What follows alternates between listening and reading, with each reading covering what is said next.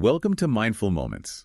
Nourish your mind on the go. This audio uses AI narration to present our original book analysis.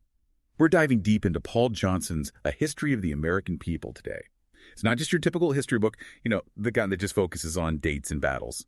Johnson, he connects social trends and culture, economics. It's like he weaves a tapestry of the whole American story. Yeah, and he really brings out things we often miss in those more traditional histories. The power of religion, for instance. Wow. The way land speculation shaped the West, even Coca-Cola's rise right alongside the temperance movement. Kind of strange bedfellows there. Huh. Okay, so let's unpack some of this.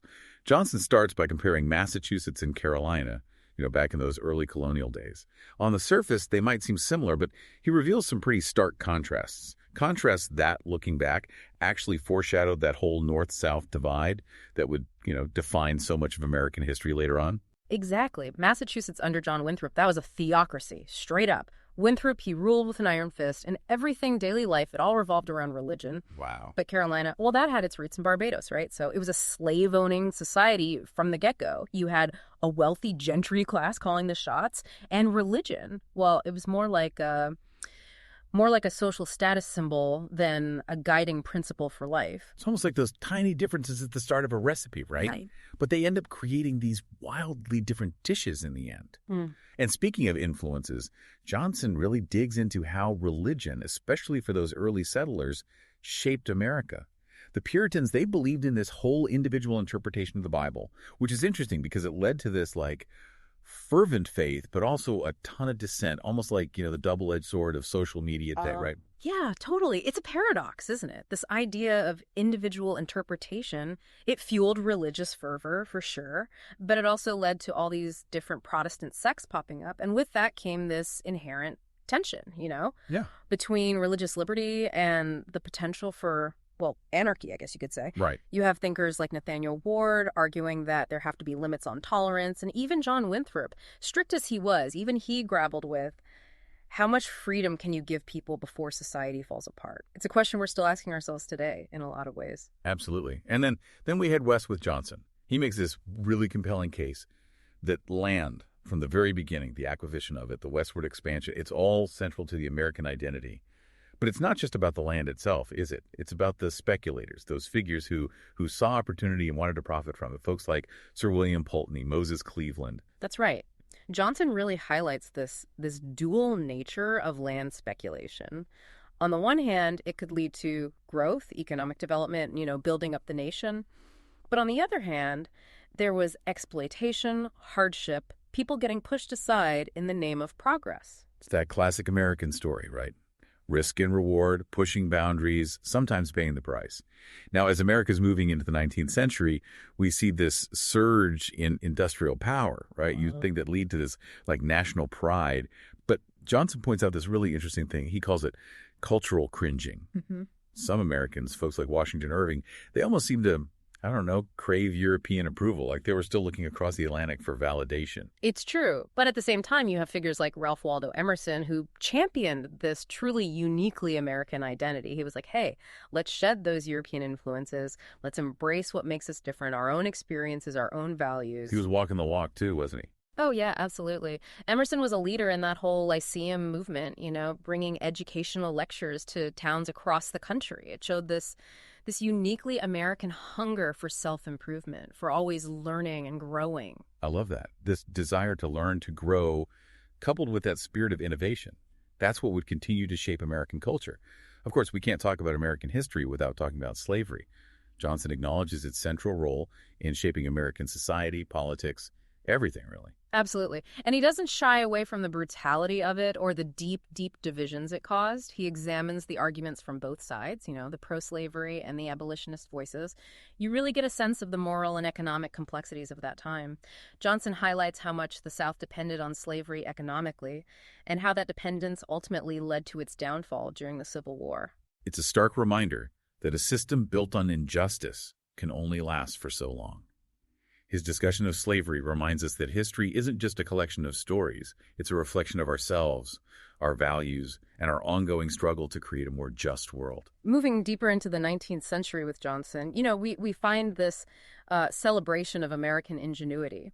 Especially when it comes to transportation and communication, these innovations, they really helped bridge those massive distances across the continent.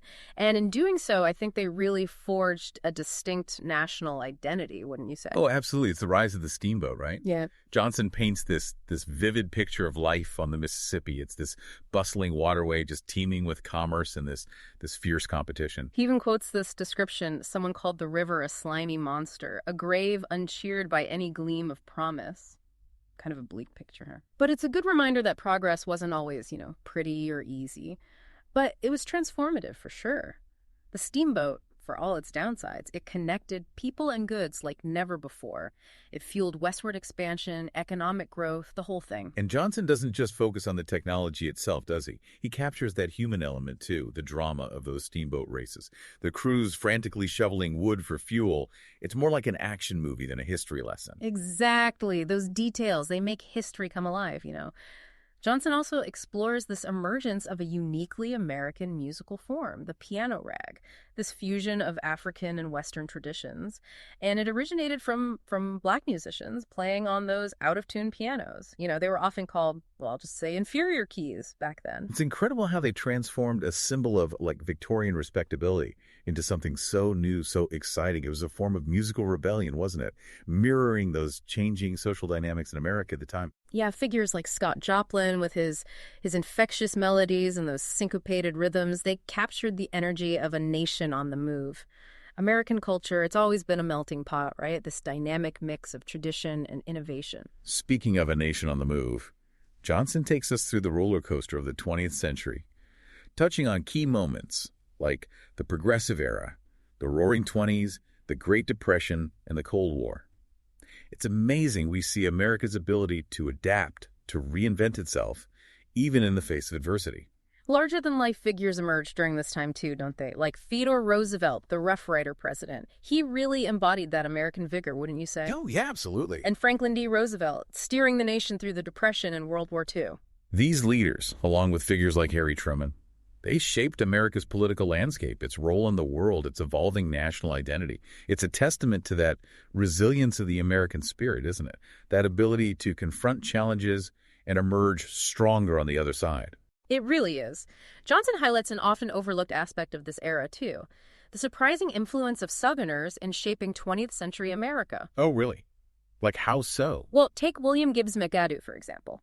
Woodrow Wilson's Treasury Secretary. He was instrumental in creating the Federal Reserve System. Wow, I never made that connection. It's a reminder that history is full of surprises, and our understanding of the past is always evolving. For sure. McAdoo, with his Southern roots, he understood the need for a centralized banking system, and he played a key role in shifting financial power from Wall Street to Washington, a move with, lasting implications for the nation's economy. And then there's Coca-Cola, right? Yeah. This iconic beverage, this symbol of American culture. It's amazing to think that its inventor, John Pemberton, just stumbled upon the formula, experimenting with coca leaves and cola nuts, ingredients with ties to South America and Africa, no less. It really highlights the global interconnectedness of American history and culture, doesn't it? The American story, it's always been shaped by influences from all over the world. It's also interesting to note that Coca-Cola, initially, it was marketed as a temperance drink, a healthy alternative to alcohol. Oh, wow, the irony. A beverage now associated with, sugary excess was once seen as a virtuous choice.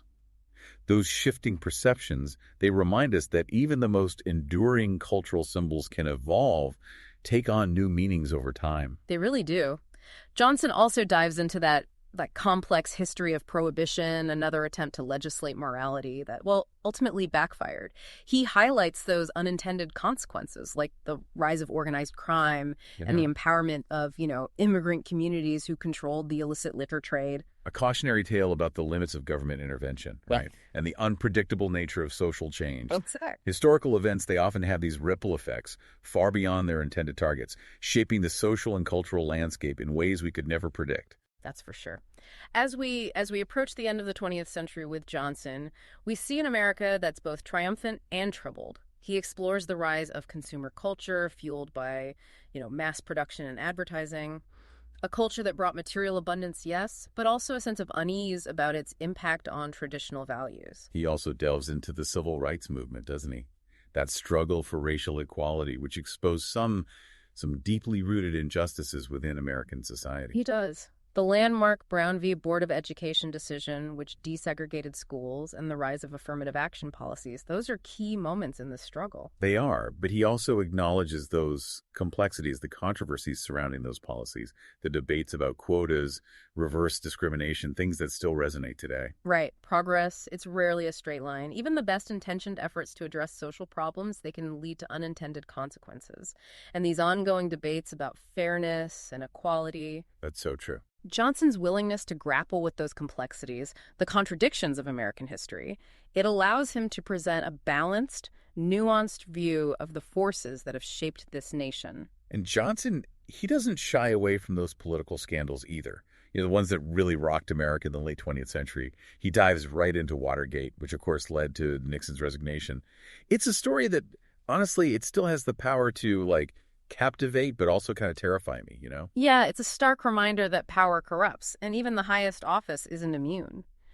What I find fascinating is how Johnson connects Watergate to this larger trend of Congress asserting itself, like a rebalancing of power between the executive and legislative branches. Right. He points out how in the aftermath of Watergate and the Vietnam War, Congress really tried to, rein in presidential power, especially when it came to foreign policy.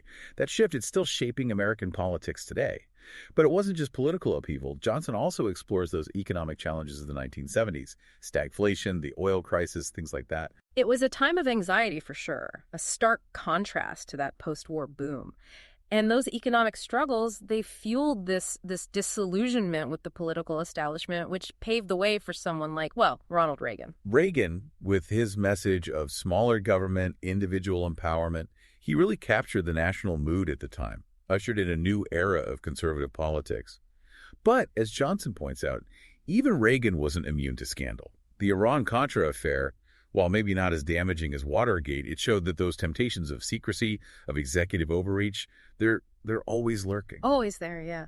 It underscores that constant tension in American democracy, doesn't it, between transparency and national security. It does. As he wraps up his narrative, he reflects on the challenges facing America in the 21st century. He doesn't sugarcoat anything, does he? Not really, no. He highlights that growing national debt, the widening gap between the rich and poor, and the ongoing struggles over race and identity. It's a sobering reminder that history isn't just about the past. It's a guide for the future. Johnson, he challenges us to learn from our past, both the triumphs and the mistakes, to work towards a more just and equitable society. So what does all this mean for our listeners? Well, a history of the American people, it's not just a timeline of events. It's this deep exploration of the ideas, the values, the people who shaped the United States. It'll make you question your assumptions, understand the American experience better, and really appreciate the complexities of this country. It's a must-read for anyone who wants to grapple with those big questions about America's past, present, and future. We highly encourage you to pick up a copy. You can find a link to purchase the book in the show notes. And if you enjoyed this deep dive, be sure to subscribe to our channel for more in-depth analyses of impactful books like this one. We're always exploring new ideas, and we'd love for you to join us on this journey.